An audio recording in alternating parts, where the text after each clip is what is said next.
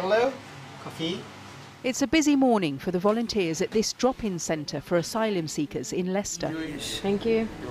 Most of the people who use their services are living in hotels whilst their claims are processed. But today, the government announced a move they say will block others from coming here. The government say they want to move asylum seekers out of hotels onto military bases or perhaps even onto ships. What do you think about that? It's just making the asylum seekers more isolated, and I know that the cost of hotels are so high, but you can move them to share houses quicker, or you can let them start work immediately, even if they don't have the language. Maybe they start the work immediately, and then you can make the decision later. It's okay, but at the same time you make them busy. Because there's a perception that life in the hotel is very easy, you get 3 meals a day, you know, you've got a very sort of happy and easy life there, while people out in this country are struggling. The thing is, maybe just your bed is comfortable. An asylum seeker is not looking for a comfortable bed. It's just for looking for safety. The Minister of State for Immigration, Robert Jenrick. Announcing their plans, the government said asylum seekers will be housed in the most basic accommodation possible. The hard-working British taxpayer has been left to foot the eye-watering £2.3 billion a year bill. Madam Deputy Speaker, we must not elevate the well-being of illegal migrants above those of the British people. Today's statement is an admission of failure. Maybe that's why the Home Secretary has asked the Immigration Minister to make it instead. 4 years ago, the Cabinet said they would halve channel crossings. They've gone up 20-fold since then. A year ago, they said they'd end hotel use. They've opened more than ever. The government is under huge pressure on immigration, with criticism coming not just from the opposition, but its own backbenches. The moment this is confirmed, the local authority of West Lindsey will issue an immediate judicial review and injunction against this thoroughly bad decision, which is not based on good governance, but the politics of trying to do something. That legal action is over proposals to use this former RAF base in Lincolnshire, once home to the Red Arrows and the Dam Busters.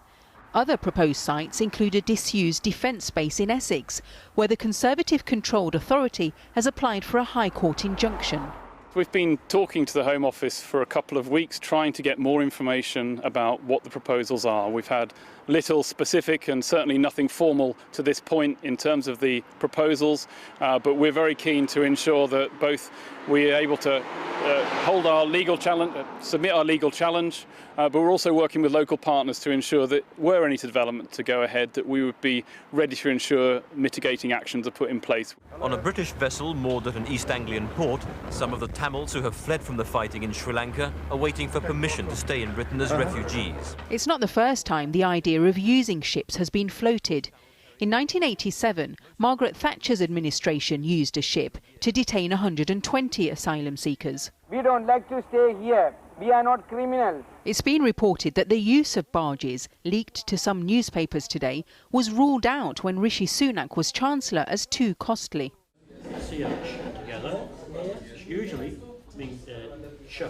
Some charities have questioned the timing of the announcement, because it came just as a new report by the independent foreign aid watchdog criticised the government for wasting a third of its overseas aid budget on housing asylum seekers here in the UK in hotels. It's clear that there's a certain agenda going on to promote a very negative view of people whose only crime is to do exactly what you or I would do, which is desperately seek a safe place to be. And I think it's deeply wrong and actually, I'm going to say, very un-British. The government admitted that the military sites will likely be used to house new arrivals in the future, and so for now won't end the use of hotels for the 50,000 asylum seekers still being housed in them across the country. Well, earlier I spoke to Yvette Cooper, the Shadow Home Secretary, and I asked her if, in principle, it is right or wrong to move asylum seekers from hotels to former military barracks. We do think the government should be ending hotel use. We do also think the government should have been working with local councils an alternative, more appropriate and a better value for money, less costly accommodation for asylum seekers rather than using hotels in the first place. So of course they need to continue to do that, but I think nobody should fall for the spin from the government. They had to admit today that actually this is not going to, certainly not going to end hotel use, but it's not even going to reduce hotel use. And the opinion polls show that the public support the idea on the whole of being tougher on migrants, and the government can keep saying, well, Labour doesn't have a policy. I mean, do you feel that you know, in a way you can't win on this because the government are always going to win on those opinion polls no matter what they do and no matter what the record is? Well, I think the problem is the more the government just goes for headlines, and then we have one set of headlines after another. You know, this morning it was about barges, which don't exist. Previously, we've even had headlines like wave machines in the Channel. They've just gone from one headline grabbing thing after another. But at the same time, they're not solving the problem. They're not actually tackling some of the real causes. Then I think that just makes people's confidence worse. I think most people... But if they paint you as soft on immigration and on illegal immigration, where's your argument that you're not? So what we would do is, first of all, set up a new cross-border unit to go after the criminal gangs. Convictions of people smugglers have halved. You've got to go after the gangs. We'd also have a plan to clear the backlog, end hotel use, including fast-tracking cases from safe countries, including Albania. That is also not happening. Thirdly, we do need a new agreement with France and other European countries, including on returns agreements, but also things like family reunion and so on. And we've got to reform resettlement routes. The safe legal routes aren't working at the moment. Right. I mean, you've had a long time to think about this now. So what would be your safe and legal routes? What would you create that doesn't exist? So one of the things that you need to do is have a properly managed and controlled form of routes as part of an agreement with other European countries for returns agreements. So you have to have those things together. We used to have a version of this as part of the Dublin Agreement.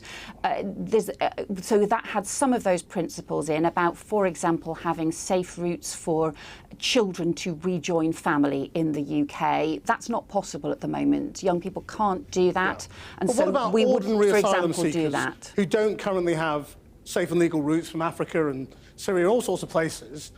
What are the routes you would open up? So this has to be controlled and managed, and it has to be part of arrangements, for example, with return agreements in place as well. So that's what we said as part of that. I'm still not clear what your answer is to the sort of much-quoted fictional East African teenager who wants to come to Britain to join family. What would be your safe and legal route for him? So we have said we had a series of votes in Parliament over the last few days, and one of those was to have particularly routes for young unaccompanied teenagers, unaccompanied children to be able to rejoin family in the UK. We do think that that should be a dedicated process. At the moment, a huge amount of the foreign aid budget is being spent on dealing with asylum seekers in Britain. Would Labour change that? Would you cap it? Would you limit the amount that's being spent? Yeah, you can't do things like this. This is ending up making things worse. We're getting into a vicious cycle here because what they've done is they've cut the aid and the support to refugees in the different regions where you have conflict and crises taking place, and ended up instead using it to pay hotel bills because they're not taking decisions here. So at the heart of this, you've got to take decisions, and you know, decision making has dropped by 40%. Home Office decision making dropped by 40%. At a time when it should have been increasing and speeding up, instead they've gone backwards and it's slowed down. Yvette Cooper, thank you very much. Thank you.